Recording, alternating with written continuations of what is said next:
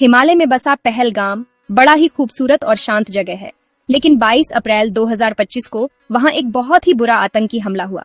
इस हमले ने पूरे शहर को हिलाकर रख दिया। 26 बेगुनाह लोग मारे गए, 25 भारतीय और एक नेपाली।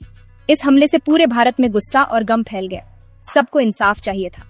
पहलगाम एक मशहूर टूरिस्ट प्लेस है जहां हमेशा शांति रहती थी, लेकिन इस हमले ने दिखा दिया कि आतंकवाद अब भी हमारे देश के लिए कितना बड़ा खतरा है। ये आतंकी पाकिस्तान के एक ग्रुप से जुड़े हुए थे। वो लोग डर फैलाना चाहते थे और सब कुछ बिगाड़ना चाहते थे। पहलगाम वाला हमला कोई अकेला वाकया नहीं था। ये एक लंबी और खूनी कहानी का एक हिस्सा है। पाकिस्तान से कई सालों से हमारे देश पर ऐसे हमले होते रहे हैं। मुंबई की सड़कों से लेकर दिल्ली के संसद भवन तक हमने बहुत से आतंकी हमले देखे हैं, लेकिन भारत के लोग हमेशा मजबूत रहे हैं। मुश्किल समय में हमेशा एक साथ खड़े रहे हैं और हमेशा उन लोगों के खिलाफ आवाज उठाई है जो हमारे देश को नुकसान पहुंचाना चाहते हैं।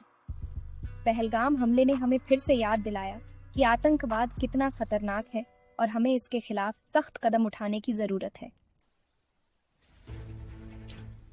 7 मई 2025 को सुबह सुबह भारत ने ऑपरेशन सिंदूर शुरू किया। ये एक बहुत ही सोची समझी प्लानिंग के साथ किया गया ऑपरेशन था। इस ऑपरेशन में भारत ने पाकिस्तान और पीओके में 9 आतंकी कैंपों पर हमला किया। इस ऑपरेशन में हमारी तीनों सेनाओं ने हिस्सा लिया, थल सेना, नौसेना और वायुसेना। इससे भारत की ताकत और इरादा साफ दिखाई दिया। पहलगाम हमले के कुछ दिन बाद ही ये ऑपरेशन हुआ।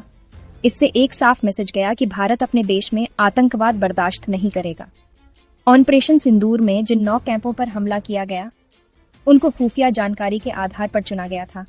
ये camp Bahawalpur, Muridke, Gulpur, Sawai camp, Kotli camp, Barnala camp, Sarjal camp, Mehmoona camp और बिलाल कैंप में थे। इन कैंपों में आतंकी छुपे हुए थे और नए आतंकियों को ट्रेनिंग दी जाती थी। पाकिस्तान के अंदर हमला करना, खासकर लश्कर ए तैयबा के मुख्यालय मुरीदके पर, भारत का एक बहुत बड़ा कदम था। इससे ये साफ हो गया कि भारत अब आतंकवाद के खिलाफ कहीं भी हमला करने से नहीं हिचकिचाएगा। ऑपरेशन सिंदूर की सबसे खास बात यह थी कि इसमें ऐसे हथियार इस्तेमाल किए गए जिनसे सिर्फ निशाने पर ही हमला होता है। इससे आम लोगों को नुकसान नहीं पहुंचा, सिर्फ आतंकियों और उनके ठिकानों को ही निशाना बनाया गया। इस ऑपरेशन ने दिखाया कि भारत के पास अब नए और अच्छे हथियार हैं। इस ऑपरेशन में सुसाइड ड्रोन या कामिकेजे ड्रोन का इस्तेमाल किया गया। ये ड्रोन बिना पायलट वाले हवाई जहाज होते हैं जो दुश्मन के इलाके में घूमते रहते हैं और सही समय पर हमला करते हैं। इन ड्रोन्स की मदद से भारत पाकिस्तान के अंदर तक हमला कर पाया। ये हमले खुफिया एजेंसियों और सेना के बीच अच्छी प्लानिंग और तालमेल की वजह से कामयाब रहे। पहले खुफिया जानकारी इकट्ठा की गई, फिर निशाने चुने गए और फिर हमला किया गया। भारत ने इस बात का पूरा ध्यान रखा कि आम लोगों को नुकसान न हो। भारत लड़ाई आतंकवाद से कर रहा है, पाकिस्तान के लोगों से नहीं, ये मैसेज देना जरूरी था। सेक्शन 4, दुनिया का रिएक्शन। ऑपरेशन सिंदूर पर दुनिया भर के देशों के अलग अलग रिएक्शन थे। किसी ने सावधानी बरतने को कहा, किसी ने चिंता जताई और किसी ने भारत का साथ दिया। संयुक्त राष्ट्र के महासचिव ने भारत और पाकिस्तान दोनों से शांति बनाए रखने की अपील की। अमेरिका ने भारत के आत्मरक्षा के अधिकार को मान्यता दी, लेकिन साथ ही इस बात पर भी चिंता जताई कि कहीं ये मामला और न बाराज जाए। अमेरिकी विदेश मंत्री मार्को रूबियो ने दोनों देशों से बातचीत करने को कहा। कुछ और देशों ने, खासकर वो देश जो खुद आतंकवाद का शिकार रहे हैं, भारत के कदम का समर्थन किया। पाकिस्तान ने इस ऑपरेशन की निंदा की और बदला लेने की धमकी दी। पाकिस्तान ने दावा किया कि उसने भारत के कई विमानों को मार गिराया है, लेकिन भारत और दूसरे देशों ने इस दावे को गलत बताया।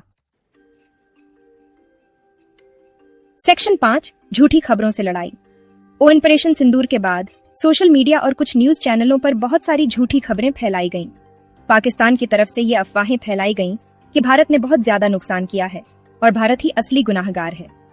एक अफवाह ये भी फैलाई गई कि पाकिस्तान ने भारत पर हमला करके बदला लिया है, लेकिन इन दावों का कोई सबूत नहीं था। भारत और दूसरे देशों ने इन दावों को गलत साबित किया। इन झूठी खबरों ने दिखा दिया कि जंग के दौरान सच और झूठ में फर्क करना कितना मुश्किल होता है। भारत ने इन अफवाहों का जवाब देते हुए सही जानकारी दी। सरकार ने सैटेलाइट तस्वीरें और दूसरे सबूत दिखाकर पाकिस्तान के दावों को गलत साबित किया। इस घटना ने दिखाया कि आजकल खबरों को ध्यान से पढ़ना और समझना कितना जरूरी है। सेक्शन 6 पुराने ऑपरेशंस। ऑपरेशन सिंदूर पहली बार नहीं था जब भारत ने पाकिस्तान में आतंकी ठिकानों पर हमला किया हो। इससे पहले भी कई बार भारत ने ऐसे ऑपरेशन किए हैं।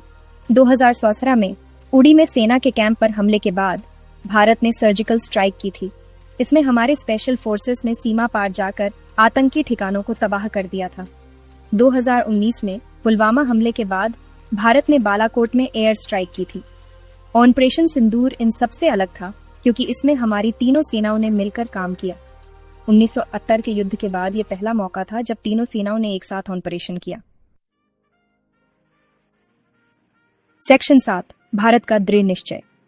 ऑपरेशन सिंदूर ने दुनिया को एक साफ मैसेज दिया, भारत आतंकवाद को चुपचाप सहन नहीं करेगा। इस ऑपरेशन ने दिखाया कि भारत अपने नागरिकों और अपनी जमीन की रक्षा के लिए कुछ भी करने को तैयार है। इससे यह भी साफ हुआ कि भारत अब आतंकवाद के खिलाफ कहीं भी हमला करने से नहीं हिचकिचाएगा। इस ऑपरेशन ने भारत की बढ़ती हुई सैन्य ताकत भी दिखाई, लेकिन आतंकवाद से सिर्फ सेना के दम पर नहीं लड़ा जा सकता। इसके लिए कई और चीजें जरूरी हैं, जैसे बातचीत, खुफिया जानकारी शेयर करना और दूसरे देशों के साथ मिलकर काम करना। आगे का रास्ता आसान नहीं। आतंकवाद अब भी एक बड़ा खतरा है, लेकिन ऑपरेशन सिंदूर ने दिखा दिया कि भारत आतंकवाद से डरता नहीं है और एक सुरक्षित दुनिया बनाने के लिए हमेशा तैयार रहेगा।